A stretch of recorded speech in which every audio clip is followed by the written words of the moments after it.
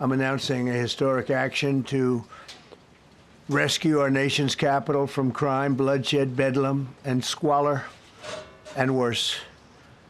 This is Liberation Day in D.C., and we're going to take our capital back. We're taking it back. President Trump just got finished speaking, deploying the National Guard to, quote-unquote, reestablish law. What that looks like is the fact that they've been experiencing a big homeless crisis in Washington, D.C., as the rest of the country has as well, by the way. I mean, any major city you've probably been in, you have seen it, but D.C. maybe more than ever. Atlanta's having these problems. Nashville's having these problems. Obviously, Southern California, big issues. And Northern California, we know all of the issues that are coming. And he's saying, look, we are going to clean this up, clean up the streets, give these people the help they need. And that, to me, I hope doesn't get lost in the shuffle here. Is we're not talking about just moving people out. Because I saw that a bit when I was in Hollywood last time, which you could tell they kind of cleaned up Hollywood Boulevard, but just sort of pushed them, to an area where it's like, well, just get them a mile out of the tourist areas and no one will ever know. It seems like this tactic they're going to do is to hopefully get them into housing, obviously, in those kind of situations, fed, and really start hopefully some kind of real work that can be done for these people. But it's also not just looking at the homelessness crisis there as well. It's also looking at the crime crisis that is there. That is, some stems from that, but also just because it is a major city and what we've seen in the past few years, especially, Jordan, we've seen the leadership of these cities, normally very Democrat-heavy leadership. They are not going after the criminals. They are deciding to, in some cases, become sanctuary cities. And what the president is doing here, as he says, this is our nation's capital. This is the seat of government. We can't have this reckless crime that's going forward, and even points to the statistics of how bad it's gotten in our nation's capital. And so he's doing what he has the power to do under the law, and that is use the federal government, use federal resources to try and clean this up. Yeah, I mean, you look at the murder rates. So Washington, D.C. is now one of the most dangerous places in the world, and it's one of the smaller capitals. I mean, so when you look at Washington, D.C.'s murder rate in 2024, they're 27.54, so almost 28 murders per 100,000 people. Compare that to a place like Bogota, Colombia. That it's 15 per 100,000. Mexico City is 10. Islamabad, Pakistan, 9. Lima, Peru, 7. Paris, 1.6. London, 1.1. Washington, D.C., incredibly strict on laws, on gun laws. And 27 murders per 100,000 that's people. terrible.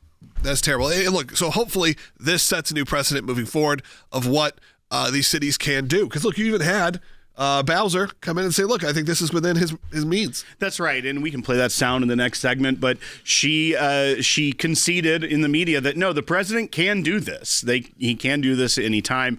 The delegate to the House of Representatives, Eleanor Holmes Norton, has already pushed back at this. Of course, yeah. And I also see this, Jordan, this is something we'll be able to get into as well. The Democrats are probably going to make this push now. Hey, D.C. needs to become the 51st state so that we can stop tyrants like President Trump from doing, cleaning up a city and making it safe for the residents and for our elected members of Congress and the Senate and everyone. So what happens now? Now we have to see a complete turnaround from starting in Washington, D.C., which is under the president's control, and move, hopefully, all the way through the country that needs this right now.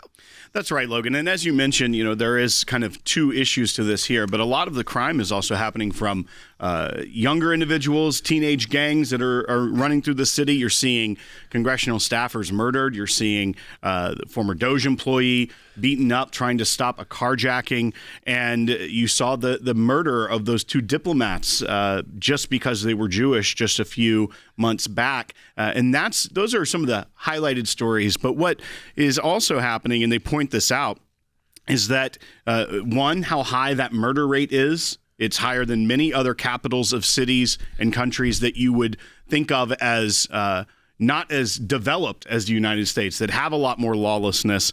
But then you also look at the homicide rate we talked about, but it also experiences the nation's highest vehicle theft rate, and it is over 3 times the national average. You're 3 times more likely than the national average to get a vehicle stolen in D.C. There's also other crime is more than 20% up over the rest of the nation. So what the president's doing now is he's invoking Section 740 of the D.C. Home Rule Act, which set up the D.C. Code, and that allows the president of the United States, when he determines that special conditions for an emergency nature exist, which require the use of the Metropolitan Police Force for federal purposes, he may direct the mayor to provide him, and the mayor shall provide such services for the Metropolitan Police Force as the president may deem necessary and appropriate. And this has, Jordan, a maximum of 30 days without a resolution by Congress. It would have to be from both the House and the Senate. But the president can do this. It is within the authority. And D.C. is a unique place because it is a federal city. It's not a state. It's a district. And a lot of these rules actually only came into being in the 70s. Like, this wasn't the entire history.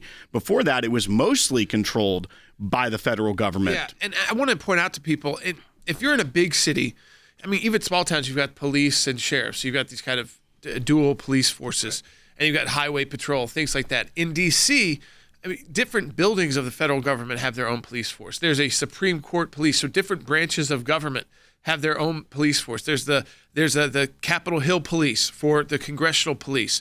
There's, of course, the Secret Service, and they have a policing division for the executive branch. So you've got all these different police services and security services. On top of that, you have Metro Police. You have police that and then different areas of the city. And unfortunately, in Washington, D.C., there's at least two D.C.s. There's the D.C. that you see when you go on your trip. And you have to remember, this is a giant city, and you're seeing about 3% of it when you go on your school trip. And the rest of the city is been rough historically. And so these murder rates, I think they speak for themselves. The fact that it's double the amount of places like in places like Bogota, Colombia, have half the murder rate of Washington, D.C. It's unacceptable in the United States of America. It's why I don't think there is much pushback from D.C. leaders, because they've probably used all the resources they can. The federal government has a lot more resources, and we don't want the world coming to Washington, D.C., and everyone is living in tents. I know it's hot outside right now, but we have to think that the temperatures start. Well, first of all, that is its own concern, the heat, and then D.C. gets very cold. You're months away from that. You have D.C., of course, people travel in. They go to New York. They go to California. These are areas that have become sadly overrun. I mean, when we were in London a few months ago, similar situations that are happening in London. These major metropolitan cities have got to figure out how to get this under control.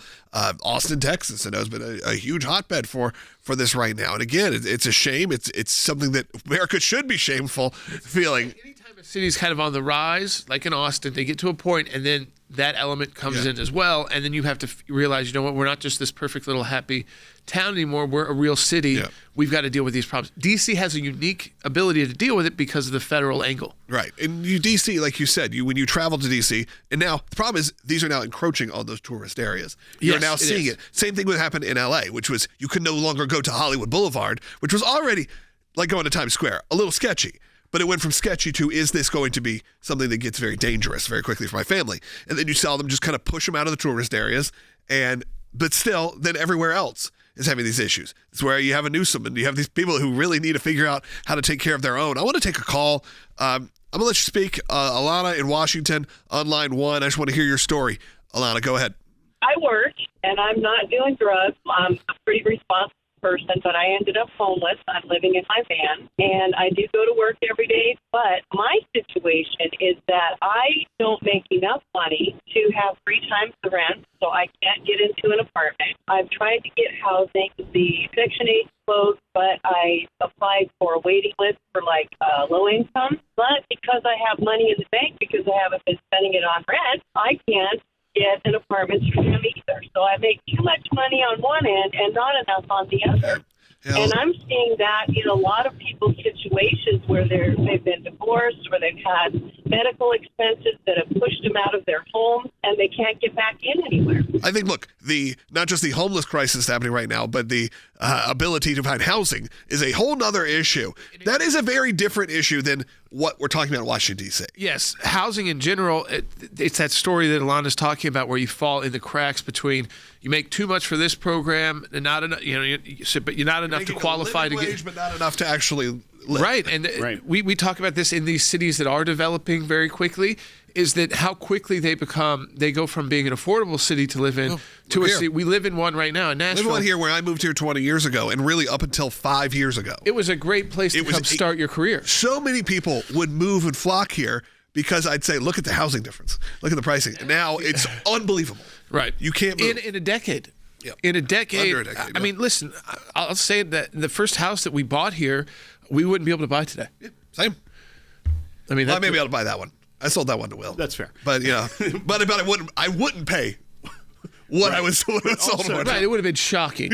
Yeah. To the caller's point as well, this is actually something that Republican members of the Senate have been talking about. Actually, Mike Lee actually got a lot of pushback from the right, from conservatives, trying to find ways to open up land to address these housing crisis claims. That was a part of that federal land sale that was pushed back and actually removed from the big, beautiful bill. So I know that is a priority, and maybe that wasn't the right way to go about it, but there is a priority for people to see housing made more affordable. But you even saw over the weekend the whole controversy that rose from the Democrat mayoral candidate, Mandami, was asked in a debate about his living situation, and he lives in Astoria in a rent-controlled apartment while he and his wife make over $200,000 a year, and he's only paying $2,300 a month.